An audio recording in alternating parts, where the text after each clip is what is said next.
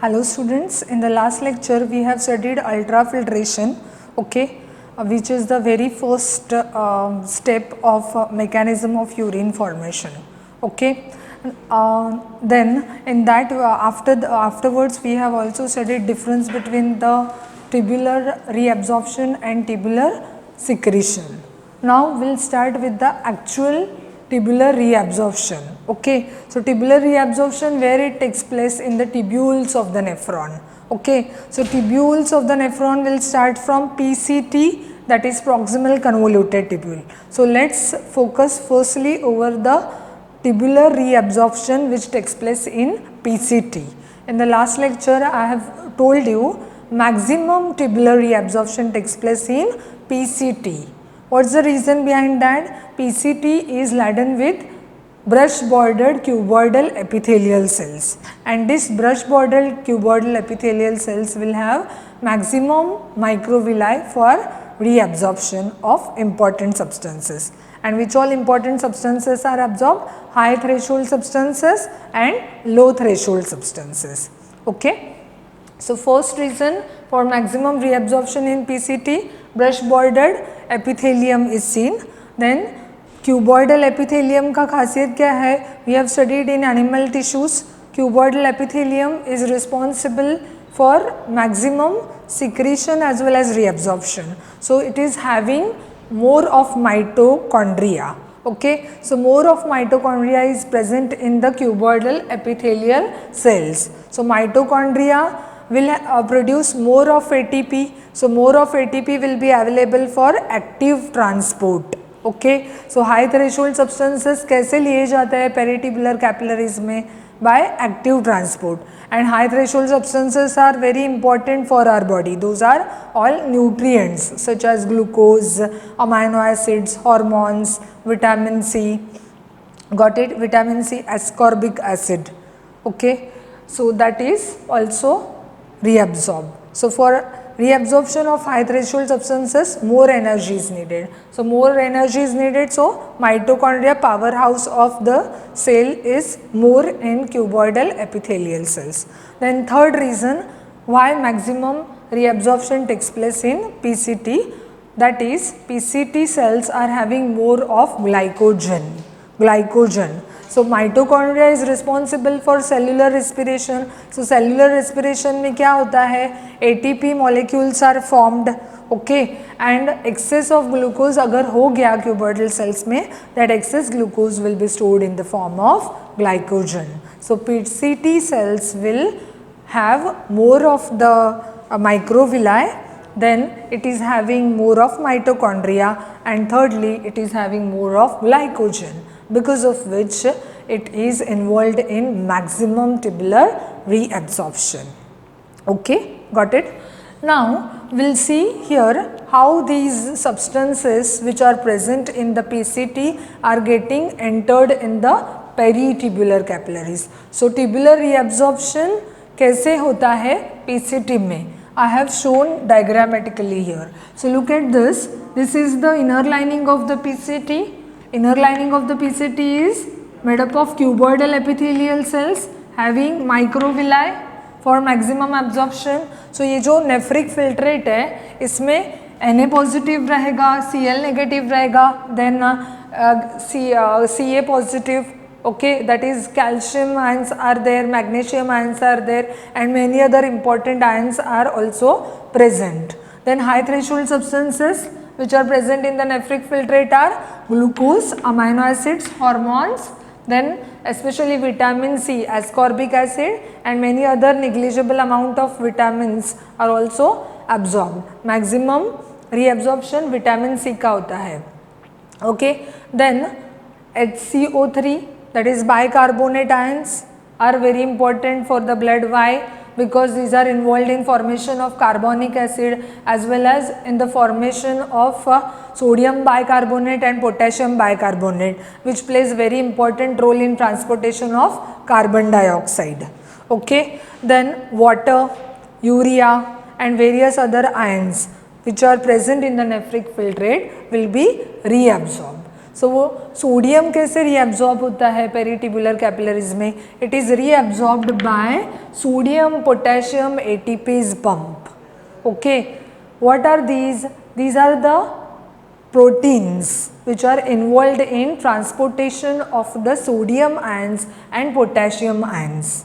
Okay, so here what happens, whatever nephric filtrate में जितने भी substances है वो पेरिट्यूबुलर कैपिलरीज में जाने के लिए वो पहले एंटर होंगे इंटरस्टिशियल फ्लूइड में, इंटरस्टिशियल फ्लूइड से एंटर हो जाएंगे पेरिट्यूबुलर कैपिलरीज में. सो नेफ्रॉन जब भी हम लोग ड्रॉ करते हैं उसके आजू बाजू में जो कैपिलरीज रहते हैं, but between the capillary and the nephron tubules there is a fluid present and that fluid is known as interstitial fluid. Okay, here we are talking about the reabsorption in PCT. PCT कहाँ पे है? renal cortex of the kidney. So renal cortex of the kidney का ये जो fluid है that will be known as interstitial fluid of renal cortex. So जो कुछ भी मटेरियल नेफ्रिक फिल्ट्रेट से एब्जॉर्ब होगा पेरिट्यूबुलर कैपिलरीज में, firstly these substances will be entering in the interstitial fluid of renal cortex and then they will enter in the peritubular capillaries. Okay, as I told you, each and every substance will be entering in the peritubular capillaries, but it will be entering in different transportation way. Okay, as we have discussed how the transportation of the sodium will take place from the nephric filtrate in the peritubular capillaries by sodium potassium ATPase pump. Okay, in which ATP molecules will be needed for transportation of 3 sodium ions from where to where it will go. These 3 sodium ions which are there, these are entering in the interstitial fluid and from interstitial fluid it is entering in the peritubular capillaries, and in turn these sodium potassium ATPase pump will leave 2K positive, that is potassium ions, from peritubular capillaries in the interstitial fluid and from interstitial fluid in the nephric filtrate of PCT. Okay, and some of the K positive will enter in the peritubular capillaries also, because थोड़े बहुत K positive रहने चाहिए peritubular capillaries में. Okay, so 75% of the K positive ions will be reabsorbed from the PCT in the peritubular capillaries. So now tell me, which is the protein which is responsible for sodium transportation? It is sodium potassium ATPase pump. Okay, for this energy is needed. So which type of transportation it will be? Active transport. Okay, similar way high threshold substances कौन से बोले थे मैंने? Glucose, amino acids, various different nutrients, hormones, ascorbic acid. Okay, these will be firstly entering in the interstitial fluid and then they will enter in the peritubular capillaries, and for that purpose what is needed? Energy is needed in the form of ATP. Got it?